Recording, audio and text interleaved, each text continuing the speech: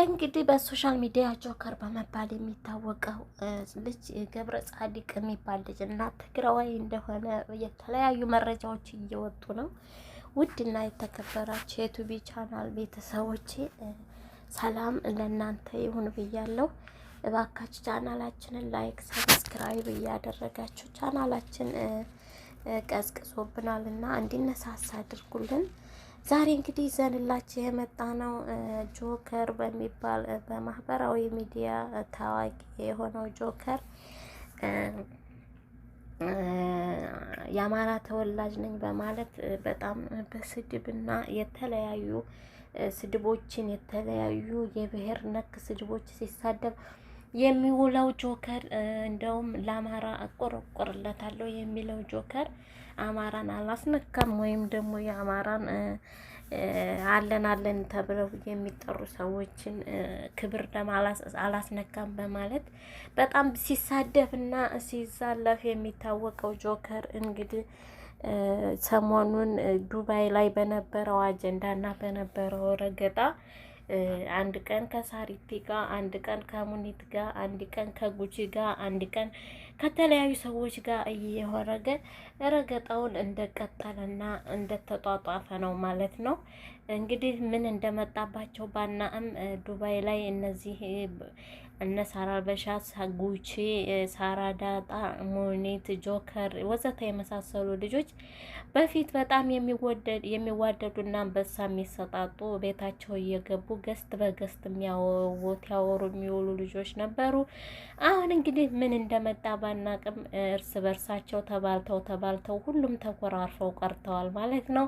እንደገና ደግሞ በመሀላቸው አንዳንድ ሀብታሞች አሉ ለሁሉም ገንዘብ የሚሰጡ እርስ በርሳቸው ሸር እየተደራረጉ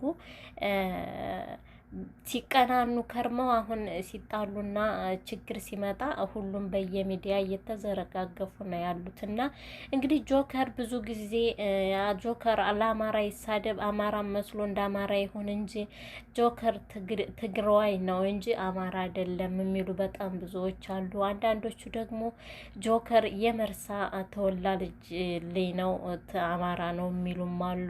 ጆከር እንግዲህ ብዙ ጊዜ መነጋገሪያ ሆኖ የቆየ ማንነቱ በፎቶ የማይታወቅ ነገር ግን ከካሜራ ጀርባ በመሆን በትላልቅ ስድቦችና በተለይ አማራን ለሚነኩ ሰዎች በመስደብ አማራን ሲያስከብር የቆየ ልጅ መሆኑ ብዙ ድጋፍና ብዙ ወዳጅ እንዳለው የሚነገርለትና በሚዲያ የምናይል ጆከር ነው ማለት ነው። እና አሁን በነበረው ሰሞኑን ረገጣ በተለይ ከሙኒት ጋር በነበረው ረገጣ በጣም ተያይዘው ሙኒትን ከዱባይ አስወጣዋለሁኝ ለህግ መንግስቷ አስረክበዋለሁኝ በህግ የሚፈለግ ሰው ነው እና ከዱባይ አስወጣዋለሁ ብላ ስራ ጀምሬያለሁ እያለች ነበረ።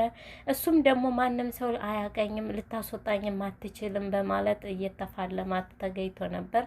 አሁን እስካሁን ድረስ ግን ሙኒት ወጥቷል ከዱባይ ብትልም እሱ ግን ከዱባይ እንዳልወጣ ነው እየተናገረ ያለው እና ስለዚህ የዚህ መረጃ እንግዲህ እውነተኛው ማይሆን እኛ የምናውቀው ነገር የለም።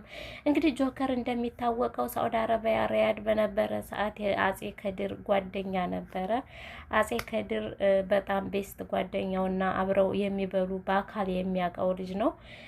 እንግዲህ አጼ ከድር እና ጆከር ሪያድ በሚኖሩበት ሰዓት ከድር በአረቦች ስትራሃ ተጠግቶ እየሰራ የሚተዳደር ልጅ ነበርና የስራ ቦታዬን የሚያውቀው ጆከር ብቻ ነው።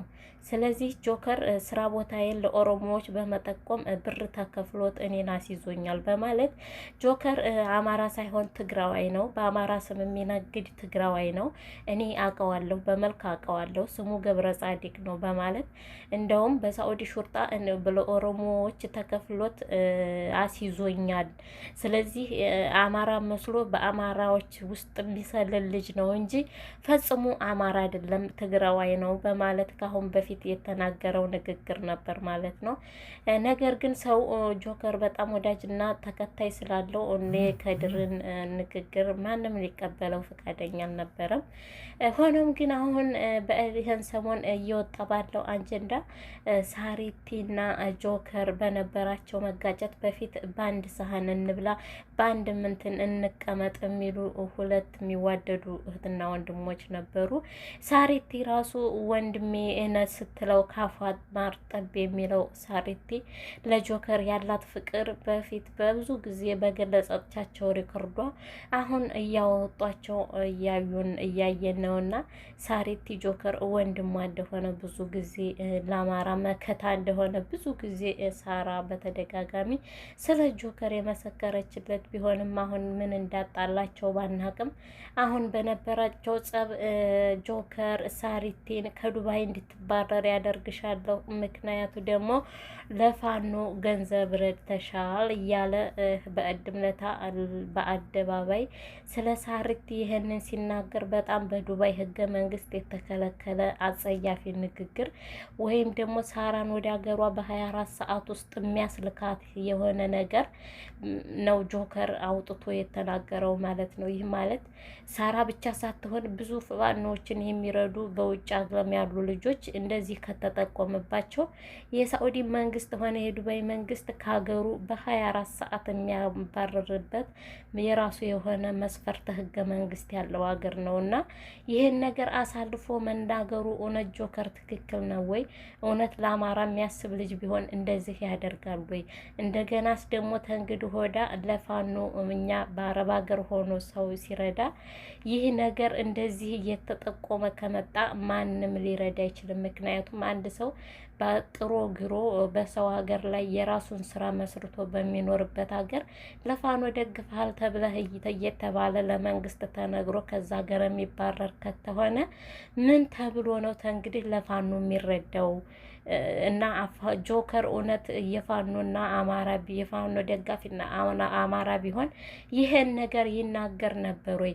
ሳሪቲ ጋር የራሳቸው ችግር ቢኖርም የተጣሉበት ምክንያት ቢኖርም ነገር ግን ምን ብሎ በዚህ ያስፈራራታል እያሉ የወጡ መረጃዎች እና እንደሚባለውም ጆከር ትግሪ እንጂ አማራ አይደለም፣ አማራ መስሎ በአማራዎች እየሰለለና የአማራዎችን መረጃ ቀርቦ እየሰጠ ያለ ልጅ ነው በማለት አሁን አዲስ የወጡ መረጃዎች እየወጡ ነው እና ጆከር ሳሪቲን እንግዲህ ሳራ ዳጣን ለፋኖ ረድተሻል፣ መረጃው እጅ ላይ አለ፣ ይህንን አሳልፌ ለኤምባሲ ቢሰጥሽ በ24 ሰዓት ከዱባይ አስባረርሻለሁ ብሎ የተናገረው ብዙ ሰው በቲክታክ ፔጁ ብዙ ሰው እየተከታተለው ሊቭ ላይ ነው የተነገረው እና ይህ እንዲህ መደረግ አለበት ወይ? እውነት ከአንድ አማራ ነኝ ባይ ከአንድ የፋኖ ደጋፊ ነኝ ባይ ይሄ ነገር የሚጠበቅ ነው ወይ የሚለውን ለእናንተ መልሱን ሰጥቻለሁ እና በጣም ነውርና አጸያፊ የሆነ ነገር ነው እውነት። በዚች ቅጽበት እና በዚች ሰበብ